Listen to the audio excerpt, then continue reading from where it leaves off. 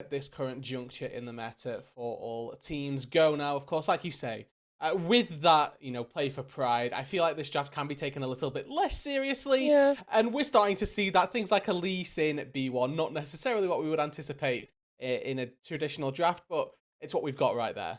Yeah, and then the straight up response with the Seraphine and Nautilus, I think that the key thing for both these teams is obviously put on a good performance, but also have a little bit of fun. It's been a disappointing split, I think, particularly for Mirage in the fact that they have found it so difficult to get these wins, and especially for Go, who was so close to making that late surge into playoffs, but ultimately losing yesterday and then losing in week 8 as well, are no longer in with a shot.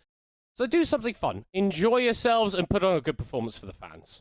There is the point as well that Mirage are still going to be wanting to keeping fairly decent practice with relegations looming around the corner. Yeah. So they need to keep themselves at least in the right mindset, keep themselves in the right frame of games that they want to be playing from. So I don't mind necessarily if they take it a little bit more seriously, but either way, we have got the Seraphine coming through, like you mentioned, is a champion that I would have expected to see B1 in a more traditional draft, but again, a very, very potent champion. 12-13 before all the nerfs that come through on 12-14 taken over. And the same sort of to be said for Sivir, maybe not as high on team's priority list, but also a champion that does get tapped on 12-14 with those nerfs. Yeah, but as it stands, provides a lot of engage potential with the On the Hunt ultimate, and also does a fair bit of damage once you start getting towards 3 items. Issue with her is she's a little bit unsafe, especially when that spell shield is down, so the Tom Kench going to be piloted for Vegnorum, piloted up with her, provide that extra safety. Yeah, and obviously Sivir comes with her own issues. Like you mentioned, the short range is why we see that Tom Kench. We have got the second round of bans, though. A Gwen taken into the top lane for Bad Lulu is something I quickly want to mention because it opens up for some fairly interesting top laners for Nuke. I'm seeing the Ghost hovered on him right now. We've seen him play very crazy things in the past, like the Zeri in that top lane. So there's a world where we see some ranged top lane matchup going through there. But it does look like focus toward the bot lane for Go because they're expecting Rangjun to be the one piloting the Seraphine, which I think is a very, very smart move, given Cody Sun on these more Enchanter styles, things we've seen him on, like Support Ash, for example, haven't necessarily looked as strong. Yeah, and I mean, Mirage have actually won 2 of their last 3 games, and in both of those Ws, Cody Sun didn't die and was able to secure more than 10 kills in that game, popping off on the Twitch, popping off on the Tristana, so no real surprise to see those taken off the board, considering that it is the way that Mirage have found those victories. I think even in their loss as well, they only died once. It was always a very, very difficult time. If Cody Sun gets his hands on a hyper carry and can scale into that late game, it's something that Mirage have only really found out, I suppose, toward the later half of this split. Unfortunately, too far gone. But the Twitch taken off the board just in case. The volley bear also from Go, making sure that there's no instant early game response from the jungle role. It should give Lee Sin the edge in pretty much every jungle matchup that he opts into. Yeah. Memento may have the Trundle locked in if he wants it, but there are a couple of options open still. And we're seeing this lock-in of the Jinx here for Cody Sun, and I feel like, Rude, dude, this is what we were talking about. It's a very, very strong carry that, if you funnel resources into it, is going to pay dividends in the later stages of the game. Tryndamere now locked in, most likely for Nuke, a champion that has definitely fallen away in terms of priority. Was one of those OG Gwen counters, however, really her Hallowed Mist doesn't do anything versus a Tryndamere unless you're able to play on the very fine edges of it. But Tryndamere can always spin into the mist and start wailing on you from within side. So it is specifically picked for this lane counter as opposed to for the team, and this may well see Go opt into this side lane mentality. I think this is a really good way for them to go when you lock in a Lee Sin on B1. You already know that you're going to be slightly hampered in your team fight capabilities. So trying to play this more skirmish-oriented style where you can go out to multiple side lanes, use things like on the hunt as well to catch somebody a little bit off guard if they're slightly overextended. Definitely a different look for the Go composition where they've got a slight split push, but also decent team fight in this Sivir and Azir in the late game. But they are going to be going up against a real Exodia comp in the late stages that Mirage have drafted for themselves. Yeah, I mean, you're talking about engage potential here, the Nautilus, the Wukong, the Seraphine as well. Masses of it, providing a lot of safety for this Jinx too, and that Gwen in the side lane is still going to be really difficult to answer, even though that Tryndamere matchup is pretty favourable. Exactly. I think that with Go opting into this Tryndamere, they are shoehorning themselves a little bit into that playstyle of wanting to use the side lane and wanting to have the Gwen in an isolated situation. But that's not to say that Go can't teamfight. I want to reiterate this. There's a common misconception that because Tryndamere is one of our best split pushers in the game, he's automatically one of the worst team fighters. It's not the case. It's the same for him, same for Fiora. They can actually do well in team fights if they look for them. Well, we'll have to see if Go can activate on that condition, or if Mirage are going to be able to get another carry performance out of Cody Sun. We are going to be jumping onto the Rift in just a moment.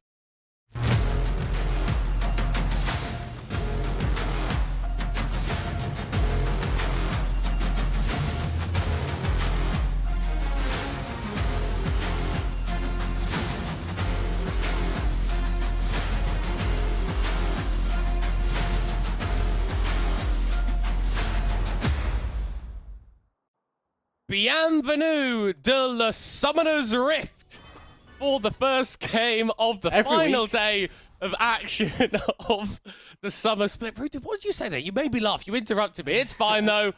We're here. We've got Go. We've got Mirage butting heads. Every week you add a little bit extra to that. To start off with, it was Bienvenue. Now we've had Bienvenue, Elad, Summoner's Rift. I don't know. Is that Spanish? Thank God we've reached the end. Thank God we've reached the end of the split. I might actually have to learn French if we got exactly. any longer. Yeah. 2023 Middlecott is going to be on the OTP broadcast. That's what we've decided. I'm ready for it. I'm ready for it. As a player or as a caster, we haven't quite determined yet. Well, I think I have. Maybe you haven't. But I've determined where I'd prefer you to be, and unfortunately for you, it is definitely not as a player. That could have gone either way. Honestly, you could have been dogged down really badly. Fortunately, though, the only people that are dogged down really bad are the two people on our teams, honestly. Not making playoffs, obviously a bit of a disappointment to both of these squads. But, as we mentioned at the top, still going to be playing for Pride Mirage, keeping themselves nicely warmed up as well. I like the identity that they've started to formulate as well, where, we have an ex-Worlds player on our team. Maybe we should facilitate him to carry. Putting Mirage with Cody Sun on this Jinx in particular is something that I feel like will amount to a certain semblance of success. They've got another carry in the top lane. Bad Lulu going to be that secondary, that default if all goes wrong for Cody Sun. But they've got nice supportive Enchanter in the mid lane, support with the Engage in the bot lane, and then Wukong to really run havoc through the game.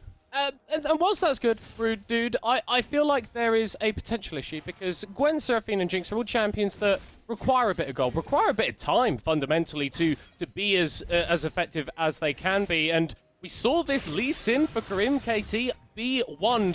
What do you think he needs to be doing in these early stages? Fighting. In a word, fighting, generating advantages. And even if it doesn't amount to kills, bullying Memento off of camps is a way that he can go about this. If he's generating advantages through the early game by making Memento lose out on tempo, lose out on his gold injection himself, that's a way that we can see Go opt into an early lead. See those early ganks come through. Bad Lulu, though.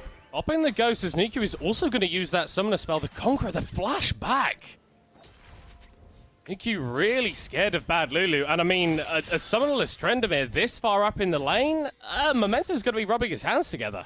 What I want to look at is where our two junglers are. Both of them started on that bot side. They've both skipped camps to make it into this top lane as soon as possible. Nuki with those stones. Memento, he's going to be here first. It's whichever top gets there first, and Memento's won that race. Nuki lacks critical information, but it will be revealed to him now. The spinning slash away, the Nimbus strike, the autos, the heal. Enough to keep the Tryndamere alive. Remember, no teleport on this top laner, so if Mirage can shove this wave all the way under the turret, it's going to be a long walk for Nuki. Prim also shouldn't be able to contest this Rift Scuttler as it spawns. Remember, he's got no top laner. He did miss the Sonic Wave and is going to be forced to flash away.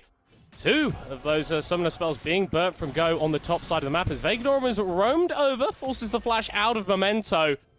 Very, very early aggression coming out from the Team Go support.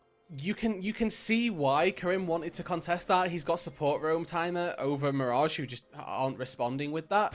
But it's too early. He opts into the fight a little bit too soon and loses his flash for it. So Memento trades the flash back as well off of Vignorum's roam. It means that overall it's not the worst case situation, but the Crab does go the way of the Mirage jungler. Again, Scuttle Crab's nowhere near the priority that they were in previous seasons, have been massively reduced in their experience through the early, the first two spawns at the very least. So it's not the worst thing for Team Go, but worth mentioning that obviously Lee Sin with no flash have a little bit less impact through the early game. Yeah, those scuttle crabs aren't really worth doing a blabber for anymore. Maybe not worth doing a blabber for Blabber, in the first place. Yeah.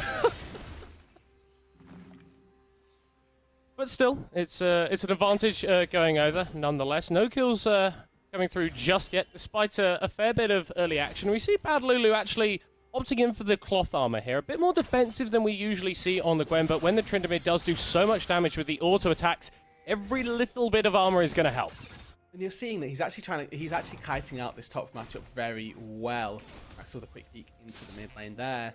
Bad Lulu on this top side using his skip and slash to actually get out of the auto attack range from NewQ, and then just firing down some snips, having a good little time of things when the Tryndamere is entering. The Gwen tries to exit, get some good damage out as well. So far playing this top lane exceedingly well and showing that this Tryndamere counter pick may not be all that it's cracked up to be.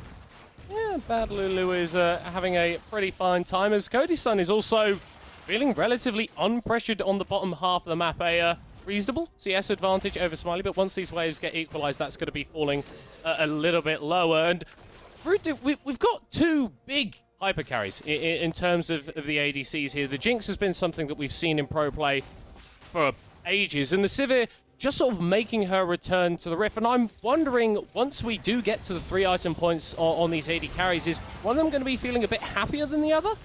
I'm always going to take a Jinx in a late game team fight. I don't care what you throw up against it. I think the Jinx, with her outrage capabilities, the resets as well, certainly something that I'm always going to be on top of. It's worth mentioning as well, Sivir also has resets now with the rework. Her ulti provides resets to the team, so that's kind of scary. But you don't get attack speed from it, which is my main point and the main reason I prefer taking a Jinx into the late game. We are seeing Memento hover around this mid lane. Ronaldo should be fine though. This is a very difficult champion to try and gank Azira with the shuffle. As long as you have a soldier ready, you can pretty much get out of anything. Oh, and the level 6 as well, getting access to that Emperor's Divide. Memento dives on top of you, and you go, no, actually you don't do this. As Smiley is going to be caught out. No time to spell shield. First blood for Mirage. Ooh, nice little pick right there. Recognizing the timing from the bot lane of Team Go, this ward that you can see Raxo just walking over, giving them the information required. And this is going to be a big lead for both mid and bot lane. It's the worst case situation, really, for the Team Go bot side, where Cody-san's going to get this wave pushed in. He's going to get an advantage through the experience generated. And in the mid lane, Rangshin gets a 3,400, got 3,400 gold donated to him. And that's really going to help the Seraphine scale to that disgusting point that she can reach. The Lost Chapter implies that we are going to be seeing a bit more of a damage-focused build, probably something like the Liandry's. I wouldn't mind that. I don't even think a defensive option this game round is too bad. You don't need to be the primary source of magical damage. You have Bad Lulu in the top lane, so if you wanted to opt into something like the Everfrost, it wouldn't necessarily be the worst thing in the world. You can get yourself that Rylai second if you're really feeling supportive in your AP build path. A lot of options open to Rangshin this game, I'll say. There's 7.5 minutes on the clock, and I believe that we're seeing Karim possibly starting up this Drake. He's going to be able to take that away. I am correct. You know what, looking at the minimap, I'm like, as a jungler, I'm thinking, okay, what's going on? Why is he stood down there, taking away the Drake? And this Ocean Drake, I feel like you do actually kind of want to take it a little bit earlier. You don't feel as happy when it's an Ocean Soul on the map, but the extra regeneration, that little extra bit of HP to top you up in the early stages can swing plays one way or the other. It really can. It's the effectiveness from an early game Ocean Dragon may be the most of any single Drake you can take through the early stages. Obviously, it denies the Ocean Soul coming through, which we all know to be very powerful. Well, that just segues back to why the early game Ocean Drake can also be fairly impactful. In terms of those laning prowesses, it means you can take a slightly rough trade, you have an Ocean Drake, it sustains you back up. But I want to mention as well, what we've touched on, of course, for Go, and particularly for Karim, was his tendency, his need more so than anything, to get early game leads. Going into the late game, we really value the Mirage composition, highly favor it in a 5v5 come the late game, and it puts that onus on Karim to make something happen. Thus far, it's been that first dragon, now moving into this topside jungle to try and deny Memento. Yeah, the Monkey is going to be able to spot them out, and so Ronaldo and Karim can't find too much more. Hey, even gets the red buff, but now Bad Lulu might be in a little bit of danger, as actually the top side from Go decides that the Herald is not worth taking. Nope. Look at the support timing this time round. It's matched. Oh no, it's not matched. Go is actually 1v1 Cody Sun. Vagnorum can do this. The Tahm Kench is incredibly tanky. The flash burn, actually the heal as well. Double sums off this Jinx, and that means that maybe Go can make a bit of an adventure towards the bottom half of the map and try and shut down this late game carry. Maybe would have liked to see Cody just burn the flash there, but burns both summoner spells and gets out to safety all the same. But it was what I was mentioning on this top side. Support timer was in fact not matched, and it was Mirage who had transitioned an extra member into the top side. This time around, Go and Karim recognize this. They don't burn summoner spells haphazardly, don't have to disengage from a situation that they're already in the worst spacing of. So it is just a Rift Herald take on the bot side for summoner spells burned in the bot lane. And now we have to see whether or not Karim can make the most of it. Lee Sin has reached level 7, in fact, without having any impacts, not had anything done on the Rift. Now that there's a Jinx with no summoner spells, you have your flash on the Lee Sin. Go bot lane, try and make a play. Because Sivir as well sets up beautifully. Yeah, and I think that you can also start to pull the Azir over from Ronaldo too. That Emperor's Divide is exceptional when you are going for these dives. And with the Luden's Tempest picked up, the Azir should have a bit more priority in this mid lane. The issue is playing up against the Seraphine as she is a perma wave clear bot, so she will always be able to match you within 3 or 4 seconds of you having shoved that wave in. Yes, Ronaldo probably gets first shove to begin with, but it is always going to be matched within the next couple of seconds. And that's kind of one of the scary things about Seraphine. Rangjun likely to be able to complete his mythic on his next base. Neither of the mid laners opting into any boots to begin with, so no pit stops, 300 or 1100 either way. Rangjun still sticking around, doesn't want to miss out on any of these creeps, and this is the power of that mid priority of Ronaldo having completed the Ludens already, is that he gets first access to the wave, can push this in, and can always force Rangjun to stay and have to answer or miss experience. It's been quite a contentious mid laners in the top side. For the most part, it has been Nuku having the shove, but it's actually Bad Lulu who has opened up a pretty significant CS differential over the Tryndamere. And this is what I was, the flip side of that solo lane coin then, with both of these top laners opting into tier 2 boots earlier on, you can see those mythics heavily delayed.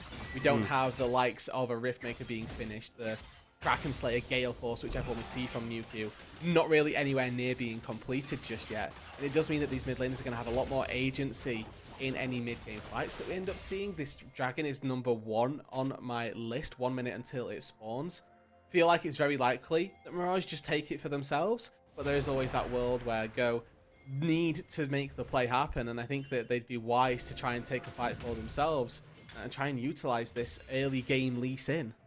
Yeah, and it appears they're going to be doing that on the top half of Summoner's Rift. Memento making a pit stop in the mid lane to summon the Rift Herald, going to get a couple of plates onto Rangjun as maybe able to find out Ronaldo, but there's that Emperor's Divide that we were talking about. Trade of ultimates, and the mid laner able to get away. Okay, and I mean, Ronaldo, quite easily done. I'm not going to feel too remiss about living there. Cody ties the chompers onto Vagnorum, and Raxo's here to save the day. We'll be absolutely fine here as On the Hunt actually pops just to make sure. Raxo's got flash. A good look for something here. Low mana on Smiley. Still going to have access to that spell shield, I believe. Just enough mana to cast that. As 30 minutes in, Rudu. It's been a bit of a slow-paced game. Important reminder for everyone, Sivir's spell shield actually costs 0 mana and also no longer gives mana back. So it is a proc of her passive, which is a little bit of health, bit of movement speed as well. Engage coming through. No flash on the Jinx. The heal is available as Raxo is attempting to peel. Smiley going forward as the exhaust is going to be used. Kick onto that Nautilus and able to take him out. Cody Sun going to be short to follow as well. Go starting to get things moving. Exactly what we wanted to see. 2 minutes ago I said, okay, Cody Sun's got no sums. You exchange the Herald for this exact thing with Vagnorum being on the bot side. Try and make the most of this Summoner Spell differential. They do exactly that. Cody goes down in the bot lane. Grim picks up one, a second or another one for Smiley. Drake taken 2 for Go. That's exactly what we wanted to see from them. Get that early game proactivity. We're still very much within the window where they have this Lee Sin with control in the game. So quite happy to see, finally, some moves on the map. But we're going to need to see some more. Because the scaling that Mirage do have is incredibly strong. Go definitely have scaling of their own. The Azir and the Sivir are going to be huge threat in the later stages of this game, but the likes of the Lee Sin doesn't really operate as well in those later stages. So the kill not offset by 1k. Ooh. Top lane. They're going to trade some summoner spells, Ghost for ulti. But Nuke does have flash still, so more movement available to them, but Bad Lulu does not burn that summoner spell and has the HP advantage over Nuke too. Yeah, has been able to sustain as well, has picked up that leeching layer, so the Riftmaker going to be coming through very, very shortly. This means that this top lane is going to have a lot of damage in it, but there's a lot of sustain available as well. Nuke going forward does have that Undying Rage as Kareem KT is here as well. Memento here too, a 2v2 in the top lane, and Mirage will take the first kill. The Lee Sin able to ward hop away and just get out as Rangjin misses on the Encore and gets kicked back into damage. Ronaldo with the soldiers taking Rangjin to 20% HP as Memento still around. Once again, the Emperor's Divide pushing back the monkey. Okay, slightly overextended in that top lane there, Nuke. Not quite recognizing the damage he had, and these plated steel caps doing all too much work. There's a small fight occurring over this blue buff. Ronaldo is here. Memento doesn't really have the support coming through just yet as Rangjin is making his way over the beat. Drop into the damage. Ooh. A kill for Rangjin, 2-0 on the Seraphine. High notes making the impact difference as Rangjin picks up his second kill of the game. So far, not quite been nailing those E's, but the high notes, the Qs that have needed to be hitting have been all there so far in the mid lane. Both of our mid laners actually with this fairly safe scaling aspect on both of them, farming incredibly well. It's worth taking a look at those numbers and saying, hey, you know, you're doing pretty good for yourself. Good job. Yeah, I'm actually intrigued as to where the gold is sitting right now, because Joe did have that early advantage, but after that kill, it has sort of been back, and yeah, both of these mid laners really sort of accelerated, inflated in terms of gold, and the only real significant difference is in the jungle in favor of Memento and in the bot lane in favor of Smiley. And it's a top side versus bot side difference in this case, right? Smiley has got the gold lead versus Memento, who's got that gold lead on Mirage. Always exciting to see which side of the map is able to do more with it. My tendency and my general rule of thumb is in the early stages, pre-20-25 minutes, you tend to give the favor to top side. As those ADCs start to scale into the late game, hit that 3-item, 4-item mark, that's when their gold tends to make the most impact. Yeah, and Smiley was able to pick up that first tower in the bot lane as well, so this Sivir is pretty much a full noon quiver or equivalent ahead of Cody Sun. Mirage were able to trade for that Rift Herald, so in a couple minutes time they could throw that down, generate some mid priority and dissuade go away from this next Drake. What I want to touch on quickly, also if you've not been following competitive League of Legends for a little bit, or if you've just forgotten, missed a patch note or two, Sivir getting reworked. The main changes to her is the W. Your W is no longer a 3 autos strike. It is an active ability that lasts for 4 seconds. You can get 7 or 8 attacks down in a cycle. This is going to be a great example of it right here. Yep. Those first 3 auto attacks continue. You continue afterwards. And another important change is that those blades can bounce back to the same target twice. Yeah, we saw that wave sort of disappear before Cody Sun could even walk up to match it. Rangjin is in a little bit of problems, but there is no C on the Tryndamere, so you can just TP away. Oh yeah, no turret there for Rangjin. He recognizes that it is either going to be an incredibly long run away or just burn the TP, get out to safety. And now they've actually generated a numbers advantage in the mid lane to try and force down this mid turret. 200 IQ from Rangjin as Mirage are going to even up the turret score and maybe go for a little bit more. Slightly is able to respond with the On the Hunt as Niku is also joining the fray. The elf bars for Mirage are still pretty significant as that is an absolutely massive encore. The Undying Rage from Niku is going to mean the Tryndamere survives for a little bit longer but does get taken down in the end. Bad Lulu firing out the damage. The rockets from Cody Sun, but he doesn't have enough mana to keep putting them down. Ronaldo respond with some DPS of his own as Smiley also going forward on the Civic, dealing the damages. Karim KT is going to be trying to find a pick on the back half of the fight as they ignore him. Flashing for the tongue lash, but only finds the clone. Now Drake up at the exact time that Nuke respawns. Fortunately, Go have the HP advantage, but not the numbers advantage. Raxo needs to base. Rangjin and Memento could both do with a reset. So it is going to be Soul Point going to Team Go. Karim here with that smite ready to go. Gives Go that third dragon of the game. What we were expecting to see, what we wanted to see. has been executed from them. Get those early game objectives, start cycling yourself towards a win condition, and that Infernal Soul is going to do a very good job at slowing down the rate at which you get outscaled. Yeah, and to be fair, it's a win condition in of itself. Ronaldo is already level 13 on this Azir. Has already completed 2 items. They've got no kills, but they have been farming up an absolute storm. And an Azir with an Infernal Soul is something that you have to respect. Particularly when they've gone Rabadon's Death Cap second. That is pure damage coming from this Azir. With the Ludens on top of it, it is a complete index into the most damage that the Azir can do. The Ludens passive, of course, giving magic penetration per legendary item completed. So we're sitting on an extra 10 magic pen for him already. If there's no MR being built up, which presently there's not, it means that Mirage are going to be taking near true damage within any time soon. Yeah, but fundamentally, the gold is still incredibly even, Rude, dude, as Veganorm is looking to change that as the rest of Go are here to support. It's going to be a 3v3 in the top side. The Chompers are enough to force the Tom Kench away and Mirage stay intact on the top half of the Rift. Again, another double summoner spells burned by Cody. Would have once again maybe liked to see him just burn the flash. Still full HP heal, not too necessary. Now they're going again. NewQ still has that Undying Rage. It's going to be very difficult to try and dive a Tryndamere, and they can't get the turret. So big commitment by Mirage on the top side. It's not going to be any yielded, or not going to yield any through. Actually, maybe gets caught on the way back to mid lane, but a 3-level lead and a jungler nearby. I imagine this is just going to be the mid turret, at least hammered in on.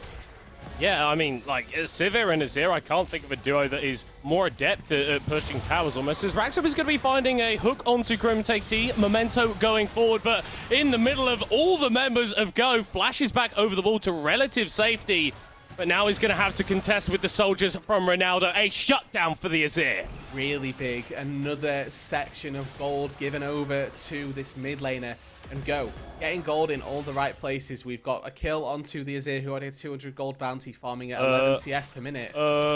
Yep, you are right. You're right to They're going for the Baron. Bad Lulu is here, and this is a threat that Mirage have. But Azir still very strongly at taking this objective.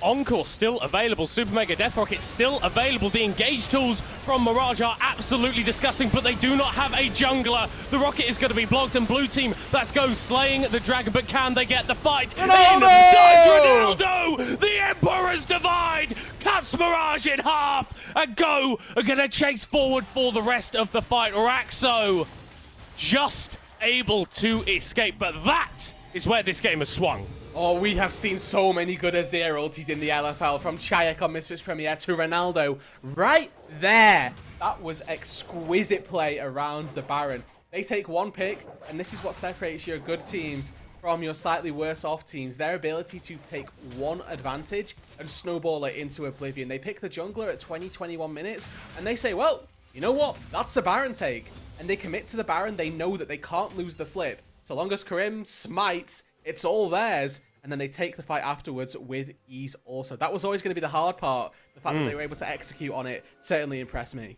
And now the sort of split push can really be enabled. This Tryndamere is an absolute terror in the side lane, and is even more terrifying when he's got a load of purple minions backing up. A key thing as well is that we've only got a minute and a half until this Infernal Soul is online for Team Go, and the Baron buff means that they can pressurize these lanes and deny Mirage any attempt to get in there. They can just play these two lanes very nicely. They can completely choke out the vision of Mirage and make sure that they have to face check every single inch of that bot side jungle. And it does make, like you mentioned, step up to that Barros, to that Dragon, to that Soul so very difficult. Well, Mirage are going to go for the engage. As Karim KT is caught out, and they ignore him under the tower, will be taken down. A reset for Cody-san, but Mirage don't want any more of the fight. Completely whiffing on the play here, Go. They had one job to do. They just needed to make sure that they were suffocating out this bot side, making sure that they never overextended and didn't go too far forward. But Mirage, they spot the overextension, and they themselves find themselves a fight. Now, we get to see resets come through from Go. Vignorum is going to be up just about in time for the spawn of this Infernal Soul. But it's not a complete choke out. It's not a complete death grasp on that river. Because Mirage, they're going to be able to take this time when the resets come through to move into the jungle, move into the river, and set up their own vision. And I think the key thing as well is, hold on, we may be getting a fight here. Raxo being played onto by Karim KT and NewQ, forced to flash back on the Nautilus. Something that we may be ignoring. Bad Lulu maybe on the wrong side of things here. Nuki throws up the mocking shout, and the needlework going to be pulled from Bad Lulu. That's a big ultimate to allow the Gwen to find engages, and Mirage go, we cannot contest this Infernal at all. We're going to try and get some gold back in this mid lane. I really don't know how I feel about this. I would have loved to see them just try a Hail Mary contest. Giving over an Infernal Soul seems like such a disappointing outcome for me, and really difficult for Mirage to make. They get one mid-tier 2 turret. They aren't able to translate any more gold across the map, with their wave states being in quite awful positions, not able to even get that blinking low HP bar. Vigrum has jumped forward. The support's still fairly far, but Smiley's popped on the hunt. Yeah, I don't think he cares though, Rude Dude, as Cody's son! Oh my word, he's just been evaporated. Memento can get away with the clone, but Ronaldo may just look to chase him down. Smiley on the hunt. He's already used that ability. The encore comes through. Vegnorum flashes back over the wall to stay alive. As in the bot lane, Bad Lulu being jumped to by Nuke. The Undying Rage is going to allow the Trader to keep going forward, to keep hitting down with the auto attacks. News just in middle court. Infernal Soul hurts. They are now fully online. They are ready to take this game by storm. And the gold lead may well only be 4.5k. But that is an Infernal Soul at their backs with 4 champions that use it so very well. And Vignerum, who this entire split has been willing and able to find engages, to sacrifice his life for the good of the team, setting up for Infernal Soul proc after Infernal Soul proc. Damage instance after damage instance, and Team Go now, with a broken base on their enemy's side, really taking control of the match. Absolutely brilliant stuff from them. And the crazy thing, Rude Dude, is how passive, how tepid, how, I don't want to say calm this game was for the first few minutes, but how little interactivity was actually going down. And then all of a sudden, Go quietly stacking up those Drakes, getting an explosive fight. And Mirage, they fought back in kind, but they're just too far behind at this point. It wasn't even a scaling aspect and this No. slowly amounting these leads. It was, they found one pick and then exploded the game from it. It was taking Memento down at 20 minutes and getting the Baron. Until that point, it was dead even. We were waiting for the point where Go were looking to, generate their advantage. We were looking for them to make a play, make something happen on the map. As soon as they did... Oh no. Oh no. Bad Lulu's on the wrong side of things as Nuku's going forward once again with the spinning slash. The Undying Rage available for the Trendamere. And he could just keep dashing forward. There is nowhere to go for Bad Lulu. Navori Quick Blade is an absurdly insane item on Nuke. He auto twice, E'd. Auto twice again, E. Because of the Trendamere passive in conjunction with Navori Quick Blades, you get so many resets on that movement ability, one that Gwen just can't match. Yeah, Nuke doing his own Markiplier impression there. E as Vegnorum finds the engage once again. Memento able to escape for a millisecond. Smiley as flank. Raxo is dead. Smiley flanking on the Civic. You don't see it often, but here it works out absolutely perfectly. Clean ace for Go. Wow, wow, a masterclass in closing by Team Go. Yes, it's too little too late in their season. They're going to end 8 and 10. But this is the Go that I've been expecting for the entire season. It's the Go that could have easily made playoffs if they've been a bit more consistent. And It's Smiley just gonna hammer home the advantage. A bitter-sweet win for Team Go, but a win nonetheless. As they take down Mirage in 27.5 minutes. What a pad the KDAs, grab a little bit more CS, but the Nexus will fall. And Go claim victory.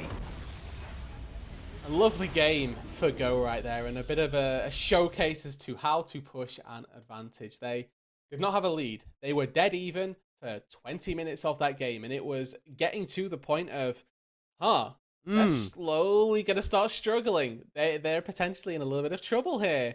But then all of a sudden, around